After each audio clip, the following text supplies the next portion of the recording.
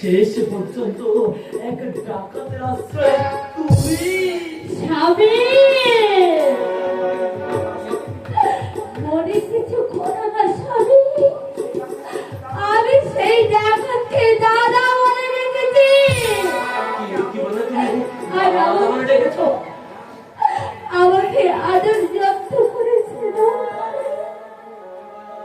আমি কোনো পাপ করিনি স্বামী।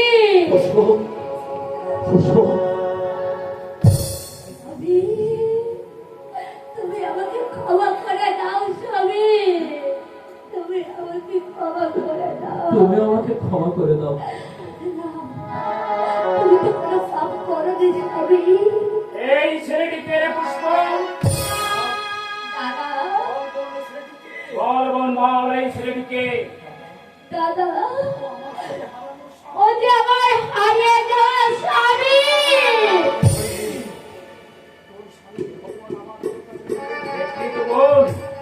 তোর স্বামীকে ভগবান আবার তোর কাছে ফিরিয়ে দিয়েছে।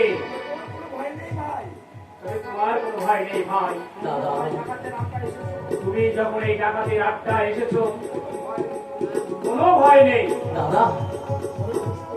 ওই পুষ্প দাদা আড্ডায় চল, আমাদের জন্য খাবার জোগাড় করে দিবি। চল। হ্যাঁ দাদা, আমরা দু ভাই খেয়ে আবার শিকার করতে যাবো। বেশ, তাই হবে তাই হবে। তুমি রান্না করো গিয়ে, আমরা এখনই স্নান করে আসছি। আমার মনে যে আজ কত আনন্দ হচ্ছে, আজ আমি নিজের হাতে রান্না করে তোমাদের দুজনকে আমি খাইয়ে দেবো দাদা। বেশ, তাই যাও পুষ্প, তাই যাও। নদী আছে না? হ্যাঁ, আমি তাই যাচ্ছি। দাদা চলো দাদা।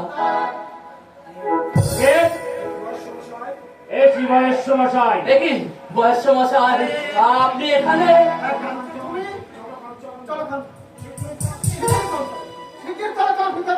কেন, আমার পিতার কি হয়েছে?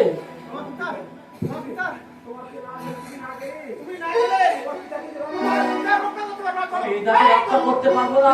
কি হয়েছে আমার পিতা? হত্যা করবে?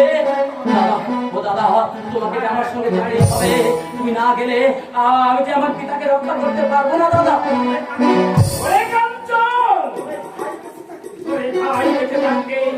তোর পিতাকে কেউ হত্যা করতে পারবে না।